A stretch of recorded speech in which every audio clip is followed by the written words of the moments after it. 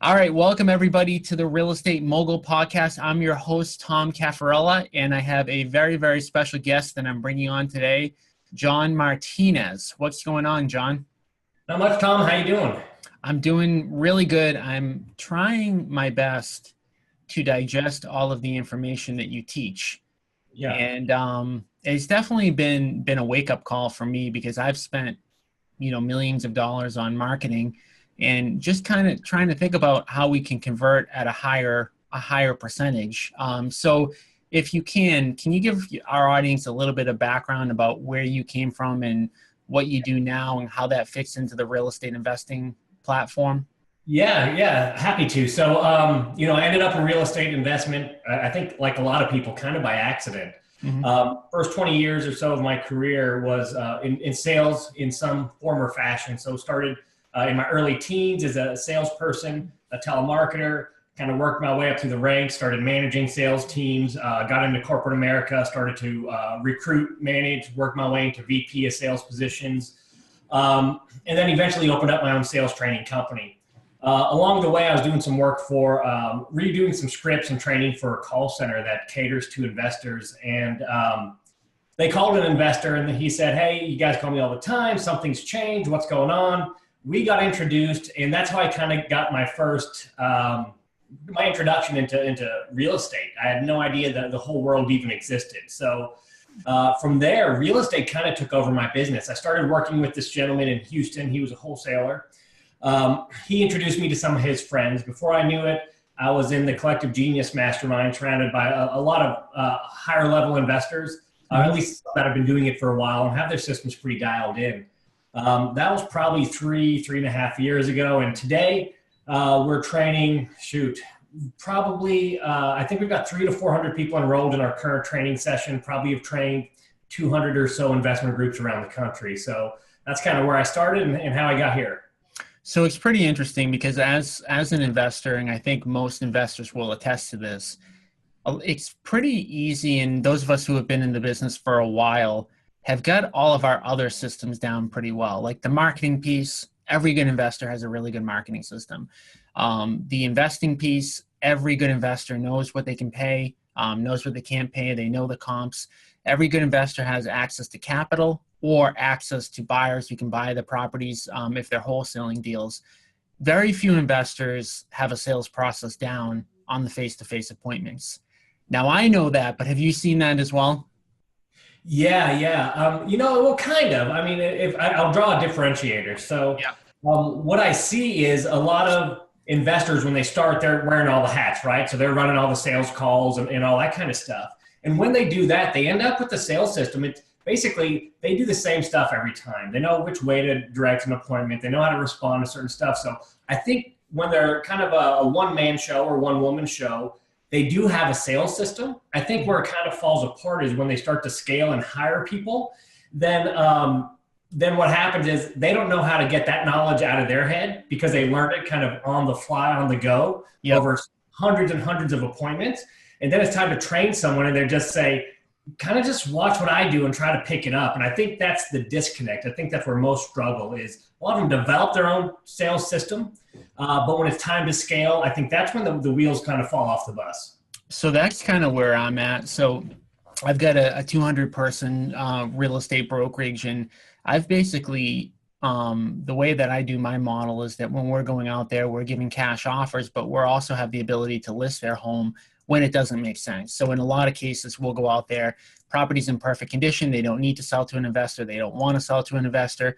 They were just hoping that we would come out there as investors and give them, fair market value, which obviously, in most cases can't happen. So I'm realizing the big need and the huge difference that it's making to get my salespeople trained the right way.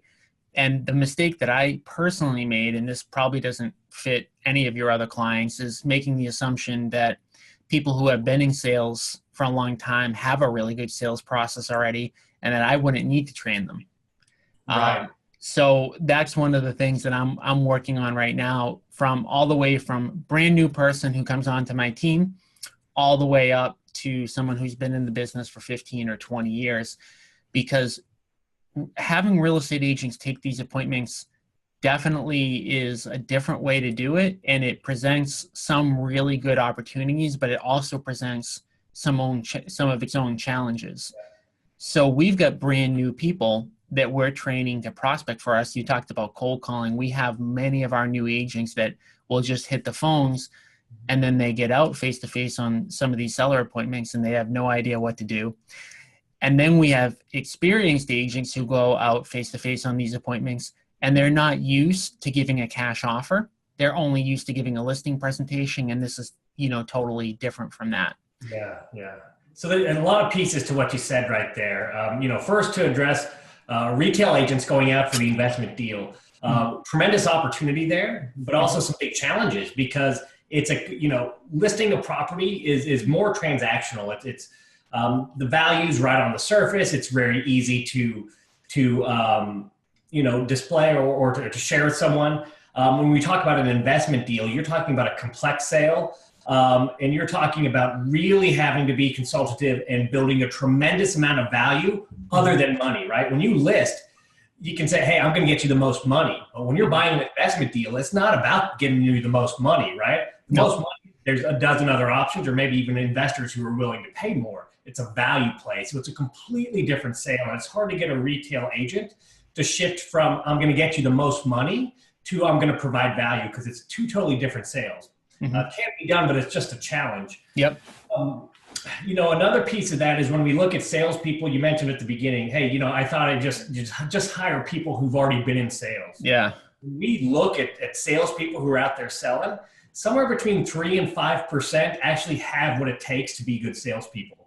A lot of them just fall into the role because people need salespeople. They get hired on as salespeople. They do good enough. But when we look at things like sales DNA, so whether or not they've got a supportive or non-supportive buy cycle, whether they have any reservations talking about money in large numbers, whether they get emotionally involved in the sales DNA, very few have what it takes. When you talk about sales maturity in the sales process, again, you put all those things together, 3 to 5% of people out there selling really have what it takes to be stellar salespeople. So this is something that I probably haven't even got to in your training. So you also help people determine who they should be hiring as well? Yeah. Like I said, it's made up of those components I just listed, right? You've got kind of the raw talent, the DNA. There's some stuff that will prevent people from becoming good salespeople. So one of the big ones I mentioned were non-supportive buy cycles. So all that means is this: we sell the way we buy. So if you have salespeople who, when they go to buy an appliance or a piece of furniture or something like that, they shop around and they're online checking prices and they, go to a dozen different stores before they make a decision. When they're in there to buy a house and they get hey, I want to check with these other people. I want to do some research. They're preconditioned to accept that because that makes sense in their world, right? Yeah. It's ruined with the way they think. So those people are going to get a lot higher percentage of appointments ending in maybes and think it overs rather than someone who can make a decision quickly. Just is more decisive overall. So those are the types of things we look at as raw DNA. And then sales maturity, that comes with time. Sales process can be taught. So the core thing we start with is that DNA. Do they have the building blocks to become great in a sales role of some kind? And you're saying that 3 to 5% of the people have the DNA, or 3 to 5% have the DNA plus will be able to implement the other parts of it? Total package. So, Yep. We partner with a company that's been doing these types of assessments. It's called psychometric assessments to stack all these things up. When you're looking at the DNA plus the skill set plus sales maturity. So that's what we use. We use a third party to do that's really good. So when we stack all that up, 3 to 5%. So, if we run 20, 30, 40 people through the assessment, we'll get 1 or 2 sometimes that hit with this person can and will sell for you. Mm-hmm. Interesting. And so the other people you would just completely take off the table if it was you? 100%, absolutely. And I didn't used to feel that way. I've been, in sales management for a long time. So you do something for so long, you start to feel like, I see something in this person or this person or this person. So early on, I would, in my own sales teams, would hire people that the assessments would tell me not to hire. Mm-hmm. Always gone. Never work out. 3 to 6 months, they're in the bottom half of the sales force if they're there at all. The people that the assessments say to hire, 3 months, 6 months, they're in the top 0.5%. So the assessments we use, I can't take any credit for them because another gentleman developed them 20 years ago and has been refining it ever since. But what we see on average is a 97% success rate with how they kind of look at candidates and make a recommendation or don't recommend. So give me kind of, I know the answer to this, but what are the reasons that you're seeing that other investors nationwide want to bulk up their sales staff? How are they using it? Yeah, using the assessment? No, they want to build a sales force. Like they're coming to you. What is the main reason why they want to do that? Right. So the main reason I see is they want to get out of the parts of the business they don't like doing. So sales is very, it consumes a lot of time. It's a lot of mental energy. Sales call after sales call can be emotionally and mentally draining. I mean, when you run a sales call the right way, it is hard freaking work. It takes everything out of you to be on point and do all the things you should be doing. You should be sleepwalking through it. So most of them, that's probably the number one reason is, hey, I love the business, but I don't want to be in 5 houses a day. So I'd love to replace myself there. Yep. The other part of that is just scaling. Hey, I want to grow the business and I might even enjoy doing the appointments, but I'm the bottleneck in this thing. If I don't train other people to do what I can do, I'm never going to grow because I can only buy so many houses. So one thing I want to get your opinion on, when you're going out there, you're meeting with a seller, you're making them an offer. Do you train people to make it, you have to make a decision that day? Or do you leave it with, it's okay to make a decision later? And how do you get to that point where you're getting them to make a decision face to face? So a lot of pieces to that. So I'll cover it on a very high level. First, to answer the core question there, do you leave it as an open-ended kind of offer? The answer is yes and no. So no, you never leave it as an open-ended offer, but it doesn't have to be right now, right? So the investors we work with, some of them, the way I do it, and I personally do buy houses all over the country, and in my own market in Springfield, Missouri, but also to train people, I go and hop in cars with people. And when I do it, it's right now. It's kind of do or die. And we have certain techniques we use to take all the pressure off, so it's not like a high pressure, hey, give me an answer now type of thing. But that's how I do it. But there's other markets who use our systems very, very effectively. And it might be 3 days, 5 days, 7 days. There just has to be a cutoff for a couple of different reasons. If there's no time where the offer expires, no one will ever make a decision. This is a tough decision. It's a complex decision. So objections will stay hidden. We'll want to think about, if we just look at our own lives, really, we never know, at least I don't make a huge decision until it's time to. If I've got a huge complex decision, I take my time and I only make it when it's time to. Now, in order for that to work, there's a ton of stuff you got to do on the front end. You got to think about all the reasons why a decision's delayed. You got to make that decision crystal clear. So there's a lot of work to do on the front end before you ever get to that point to make sure you can get a clear yes or no. When you do all those things correctly, you can get a clear yes or no almost every single time. So you're looking at the motivation, right? Amping up the urgency to take action, making sure you're targeting, the right motivations and not just assuming, and then getting really crystal clear on getting them crystal clear on the motivation. A lot of people just know they have an issue or know they have to accomplish something, but they've never taken the time to think about how in the world is this actually impacting me or the ones I love or how I spend my time or what I think about and stress about. And when you make that clear, motivation and urgency's up. The other part of that prep on the front end is we call them deal killers, but objections, the more common term, right?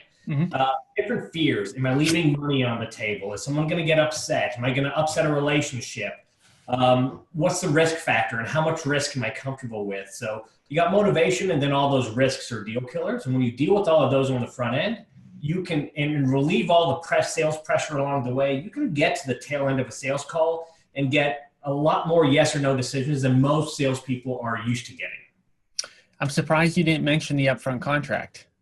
Yeah. So, every sales system out there from Miller Hyman to Sandler to ours, we probably studied 20 of them, and everyone has a version of what Sandler calls it the upfront contract. Oh yeah, you call it advanced agreements, right? Advanced agreements, setting the stage. Really, every great sales system out there, like I said, I think we've studied about 20, has some version of this, and they do because it's really effective.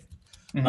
And it's just kind of the first step you take when relieving pressure. So pressure on a sales call is what leads people to fight or flee. In other words, if someone feels pressure from a salesperson, they're going to get a little hostile, a little snippy with you, or they're going to flee, which means they're just going to want to get out of that sales call as quickly as possible. They're not going to share information. So relieving pressure is a huge part of any sales call. And there's an easy way to do it right off at the start by just saying, hey, here's the questions you probably have. How long is this thing going to take? What's going to happen during it? And am I going to be one of those, never say die salespeople at the end and try to hard sell you into something? So you just address those things. Hey, here's how long it's going to take. Here's what we're going to do. What do you want to make sure that we cover too? By the way, at the end of this thing, if it makes sense, we'll figure out what the next step is. If it doesn't make sense, listen, no sweat. I don't buy every house I walk into. We'll just call it what it is. No sweat, no pressure. So that's a version of it. Yeah, I love that. I'm trying to work that into with my sales reps now because it's very common they'll go out there and they just can't get a decision made. So we're working on setting the upfront contracts to make sure that we get to yes or a no one way or the other. Yeah. And it's a vital part of just opening up, open, honest communication, really. So absolutely. So talking about hiring somebody to do this for you, if everything's hitting, everything's firing on all cylinders, you hire the person that fits that personality profile, and the person puts in effort, how long are we talking about before they're maybe not at 100% capacity, but getting fairly close to there? It's a matter of a couple weeks, if not days. Wow. The last salesperson I personally hired for the Springfield and St. Louis market here in Missouri, where it's kind of my territory, I think within 3 days, we had him up and running. First month on the job, I think he had 14 contracts. Second month, he was pushing 17 or so, and has maintained that consistency for the last 9 months or a year. Mm. And when you hire them, what percentage of the time do they have any sort of real estate background, and does that matter to you? Doesn't matter to me at all. It's very rare. It's not about, it's the DNA. That's what I'm looking for. The rest can be taught, In fact, it's sometimes dangerous to hire someone with too much real estate experience because, especially in this industry. So if we talk about the type of sales call you have when going to buy houses, it's an uncomfortable sales call. Sometimes the environment's uncomfortable, right? We're in some places we're not usually in. Sometimes it's a different personality type that we're not used to dealing with. Sometimes you just know whatever offer you have, it's going to upset them. So there's all these variables that make it a very uncomfortable situation. So when salespeople are uncomfortable, to get them through that, they oftentimes rely on their base knowledge. What I really know? What can I talk about? So instead of having the right sales conversation, people with too much experience will start talking about construction and all this different stuff about the market that really has nothing to do with this person's situation in the right conversation, but just really about real estate in general. And it gets them no closer to the finish line, but it's the most comfortable thing to talk about when that's really your expertise. Does that make sense? It makes perfect sense. I mean, I think the biggest thing that we struggle with is when we go out there, instead of building rapport, we're talking about how old their roof is and what the neighborhood's like. And I always say to the people, and again, this is partly in due to the training that you have, is like, that's not the type of stuff that we care about, because it's not going to get us where we need to go. Right. I agree 100%. So you take somebody on, you get the right DNA, they're ready to go. You said it can be a pretty quick learning process. How does that go on your team? Like, are they watching videos? Are they going out face to face? Are they role playing? What does that kind of look like? Yeah, for me personally, it's two components. I want them to have some type of base level of knowledge about what we're going to do, so I don't waste all of my time teaching everything that's already been documented. So I have them watch some core videos on sales process, this industry. I have them listen to a couple of sales calls. So, hey, this is what you're going to hear in there. This is what to expect. And then we hop in the car together. At first, what happens is all they do is observe. So I prep them, hey, here's the kind of call we're going on. Here's what we know. Here's our mission. We do the call. They do nothing but watch. They don't say a word except for hello when we get there. After the call, we do a debrief. Hey, here's what happened. Did you notice this? Here's why we went this way. And we break down the sales call. We continue to do that for a number of sales calls, but along the way, we start to switch responsibilities, switch roles. So they might start with that upfront contract or advance agreement or setting the stage, and then I take over. They might pitch in on one or two parts. And slowly but surely, they end up taking over the entire sales call until we're going on sales calls and I'm just introducing myself at the beginning and staying silent throughout, not interrupting, even when I know they're making mistakes. You can't save a salesperson. You got to let them find their own way, and you handle it in the debrief. So that's kind of how we roll out the training and how we get people up to speed pretty quickly. Mm-hmm. So it's a combination of them watching some of the stuff you've already documented, some of it's you're face to face with. When do you know that the person's not the right fit? Like, do you have it so tailored now that you're not really making a lot of mistakes on the hire part, or is it some part you do need to see what they're doing? Right. When you get the right hire, when you use that, scientific approach to make sure you get the right person, you run into having the wrong person a lot less. It still will occasionally happen, but most of that's done on the front end. You'll know pretty quickly. It's not a matter of, I deal with investors who will be, hey, I've been wondering about letting go my salesperson for 6 months. If you've been wondering about letting them go for 6 months, let them go. Yeah. Right? It's, I try to simplify. I mean, what I'm trying to say is, quickly. Don't hold on to them for too long. The way I try to always simplify it, because I get that question a lot about existing sales force, is I just ask, hey, if this person was no longer working for you, right? Knowing everything you know right now, and they came in and they applied for the position again, would you hire them? Yep. Yeah, I'd hire them again in a minute. Keep them. If it's no, I get someone else, you shouldn't be keeping them. You need to let them go. Now, what the problem with that is, and I just want to speak on this for about 60 seconds because it's really important. It's going to help a lot of people out with this aspect. A lot of people keep poor salespeople for far too long because they're afraid of, maybe they're better than the next person I get, or I don't want to be doing it, so I'm just going to hold on to them. The way to relieve all that is to constantly be recruiting.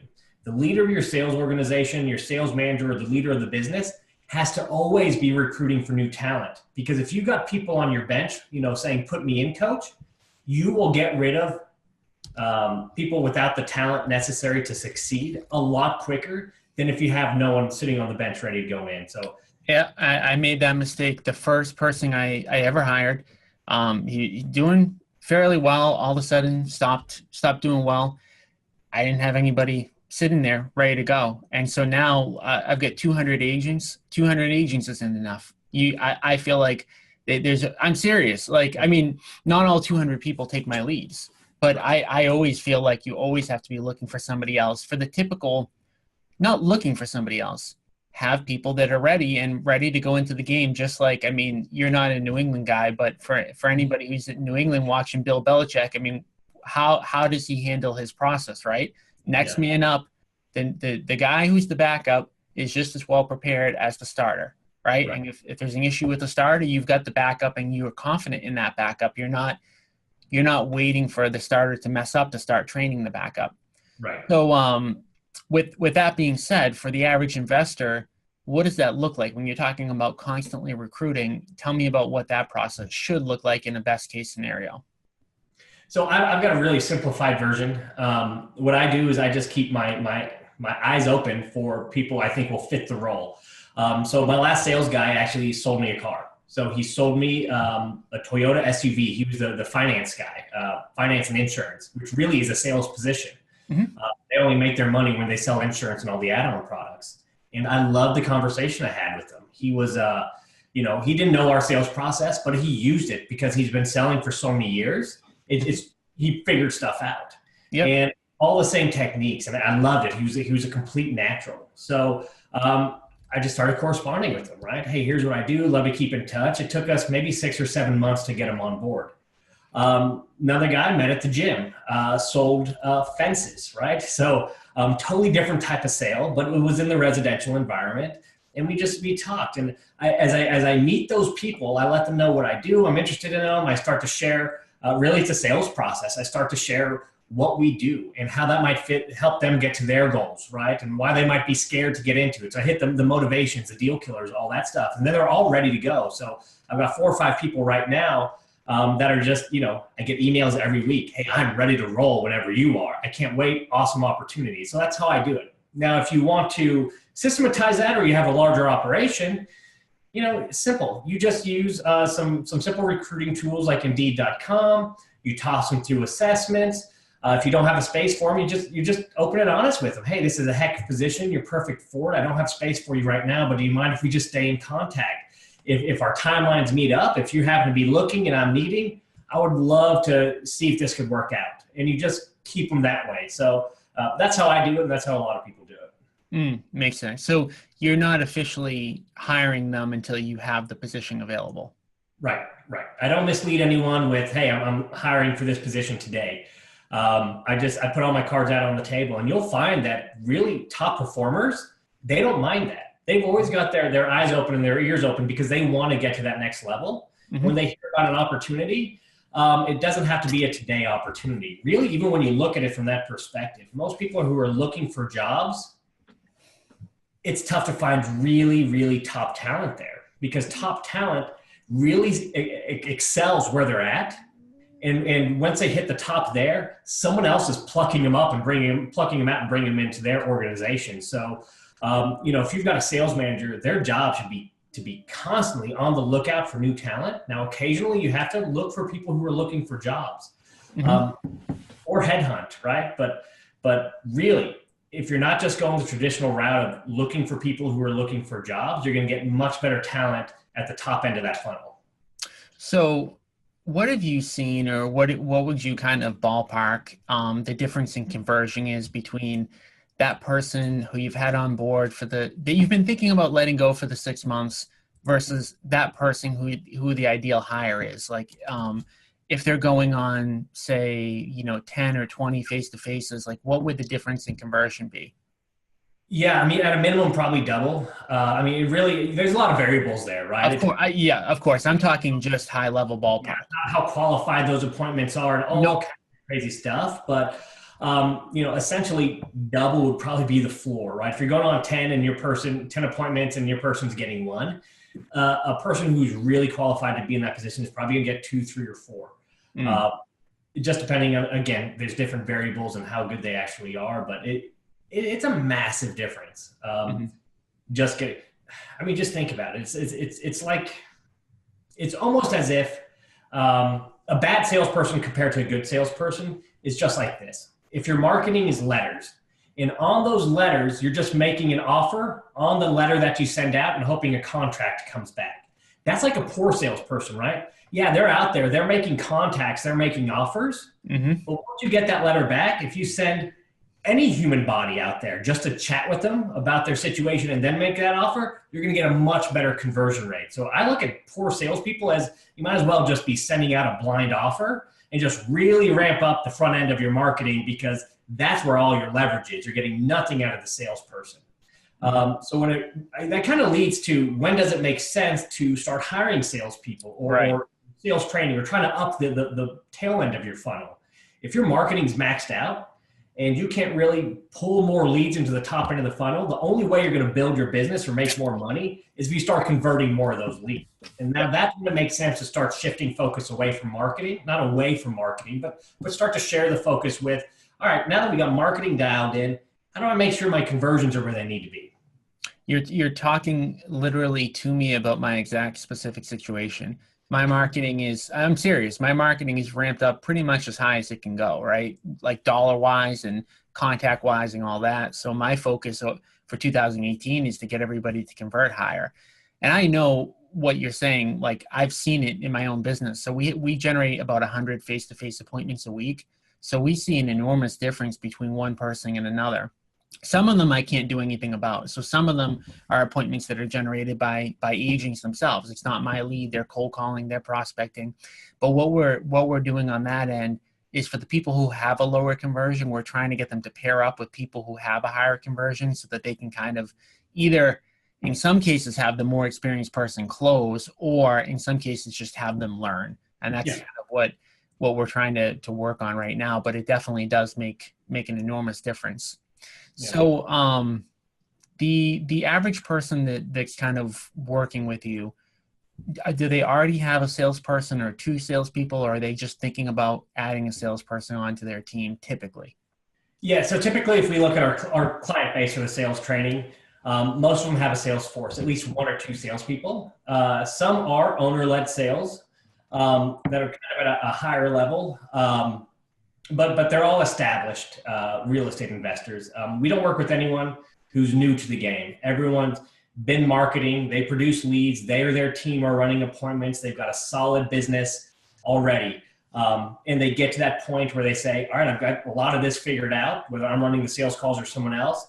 But if we can just tweak conversions 5, 10, 15%, that translates into a whole lot of numbers on the bottom line. So we don't, and that was a mistake I made. When we got into this, I was feeling out the niche, and Yep. we looked at new investors as, kind of one of our target markets. Yep. The target market. We had zero traction at all. And we realized, I can't believe I missed it. I was going, well, they don't have a conversion problem yet because they're not even running appointments. So 0 out of 0, I could get them to be great salespeople, still going to be 0, right? So we don't work with anyone until they really have the other pieces dialed in. So now let's have a hypothetical. Say that you're a one-man investing operation, which a lot of people are. A lot of people are doing the marketing. They're going on the appointments. There are a lot of successful people that do it exactly like that, have always done it like that. If you're somebody who is that one-man operation, you're going out, you're closing the deals, but you don't love sales. You maybe don't think you're that great at it.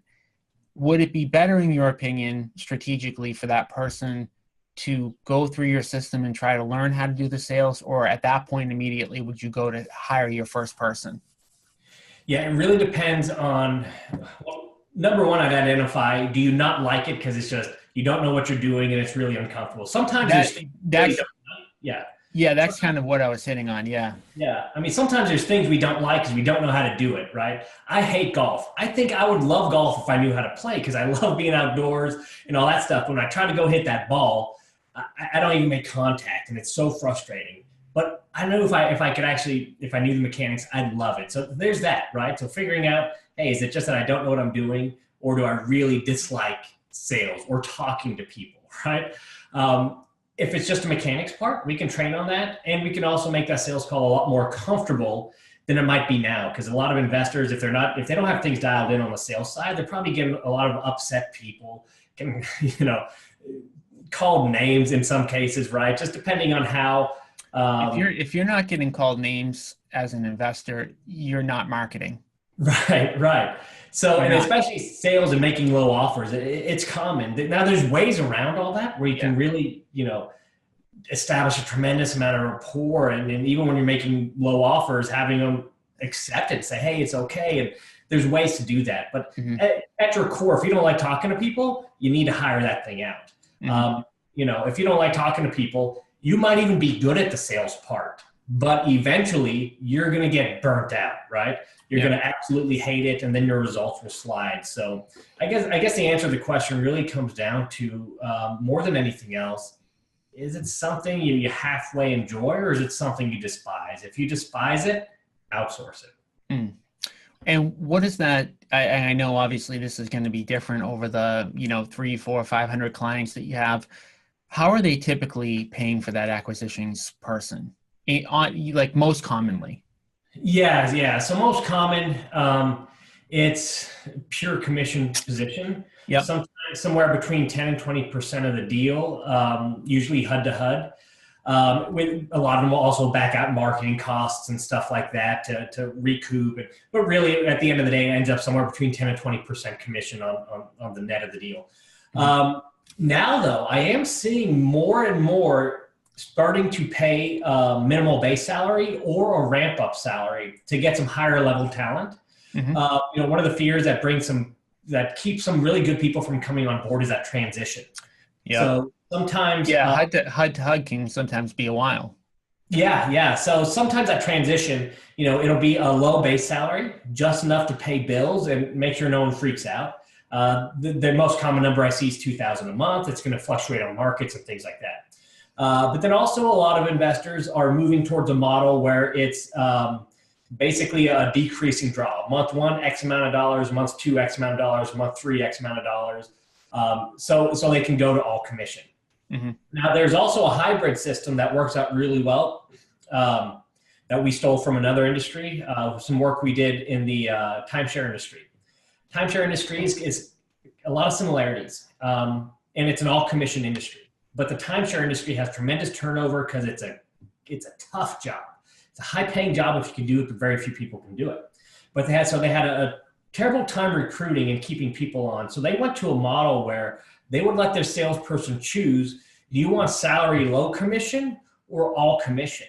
And what happens is most pick salary plus commission because the comfort level. So it allows them to recruit a lot more people and some better talent.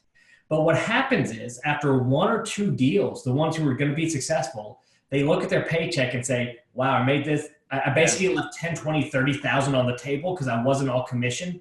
They voluntarily go to all commission and they love all commission. They don't feel like they're forced into it. So what happens is they recruit a lot more people. The cream rises to the top and self-elects to go to an all commission type of pay plan. So I like that. It's a really cool way to handle that, the pay scenario. Yeah, it's pretty interesting. We pay on the first HUD because I don't want the person going out there acquiring the deal for me reliant on what my budget is, how well I do on the deal. Like I want to be able to give them my number, and I also don't want them to have to wait. So if there's a construction delay, there's this, there's that. Now it's like, well, that didn't have anything to do with how good of a salesperson they were. So for me, I want them to hit my number, and I want to pay them as soon as possible so that they get that instant gratification of feeling really good about getting that deal. But the way you're talking about doing it is definitely the HUD to HUD piece of it is probably in some cases the way that some people have to do it depending upon their cash flow. So you may not be able to afford to do it the way I'm talking about doing it, and that's a way to kind of bridge the gap. Right. And some of them, it is a real quick turn. It also depends on who's doing it. Is the salesperson also doing the dispositions? What kind of control do they have? And then part of it, we work with some companies that have their lists really dialed in. So basically when the deal comes in, it is sold and that thing's closed within Well, you know what? I kind of, what I said isn't totally accurate because I'm thinking about people because I basically fix and flip everything. So there's a lot of people, probably more people wholesale than fix and flip. So you're talking about a wholesale, which is a lot quicker. Yeah, absolutely. So all of the stuff sounds awesome. And obviously, I bought into it. Can you kind of give, well, I like it. If I hated it, I wouldn't have you on. So, so I like it. I think it's very valuable. Tell the listeners kind of like what it looks like to be a client of yours and, how to best contact you. Yeah. So best way to contact us is through our website. Website's midwestrev.com. That's Midwest REV as in revenue.com. And on there, we've got all of our programs laid out. We do boot camps and live events. We do the online training. And there's walkthroughs where you can see what all the training consists of and examples like that. So if anyone's interested, they can hop online and actually see in the training portal and what we do. But from a very high level, what we do for kind of our signature product, the online product, is we've got an online portal. All of our stuff is in there. Previous trainings, live training sessions we have are in there.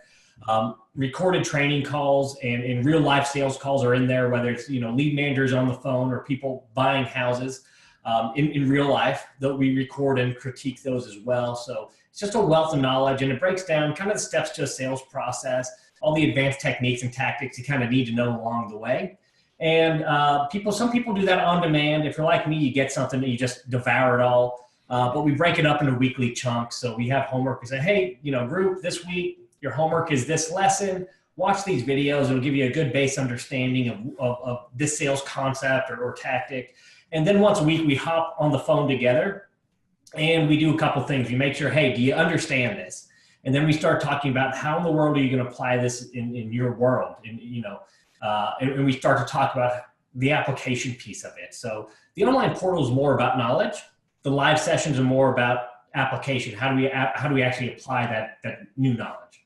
Yeah, that definitely makes sense. So yeah, like when you I initially signed on, you said, oh, you might not want to jump into this week or whatever. And I'm like, I'm going through all the old content. I mean, I don't have, I personally, I don't have the patience to be like, okay, 11 o'clock this week, I'm going to be hopping on this call. It's just like not my personality. So I went through everything, but after I went through everything, I'm like, I have to go through everything again because there's a lot to know. And now we're trying to, push some of your content out to my team and get my team on board.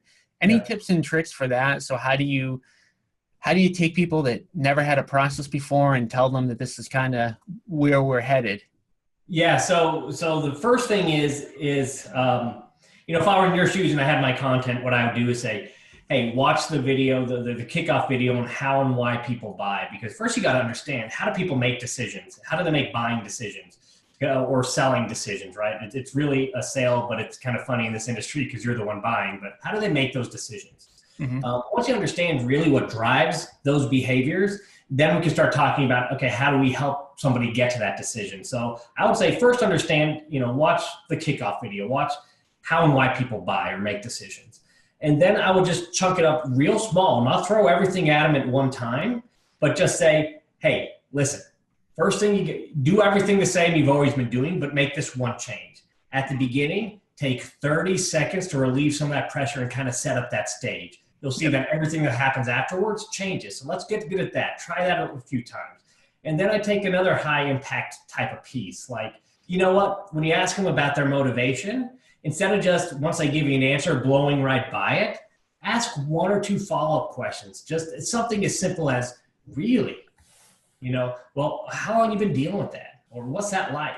And just see where that conversation goes. And we'll just start layering it in like that, not trying to throw everything at them because it can be overwhelming.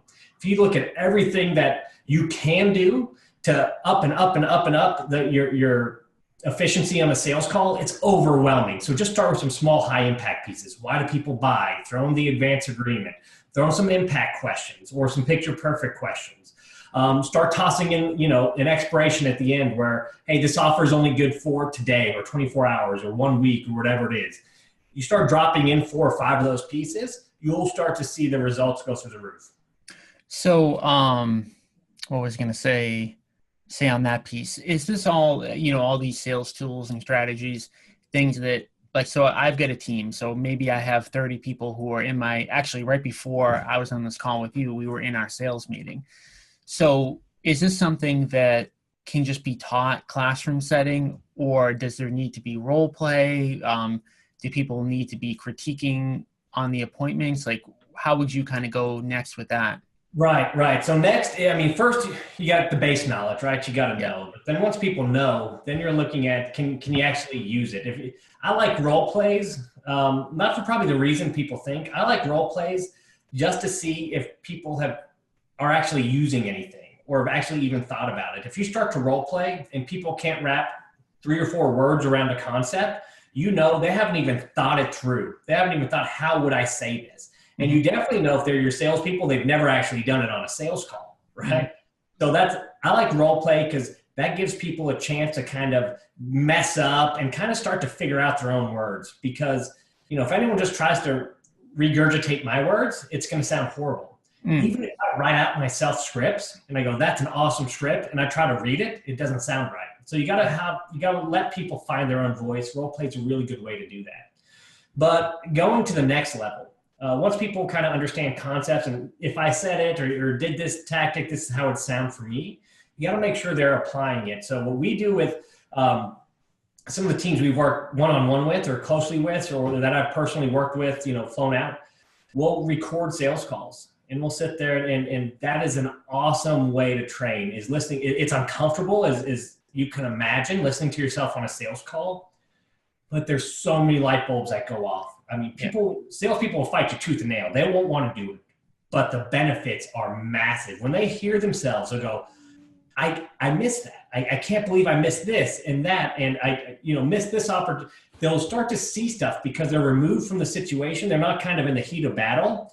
And they can start to critique themselves objectively. And it also allows you as their coach to coach them effectively, because it's hard to coach what they said they did. Yep. It's easier to coach what they did.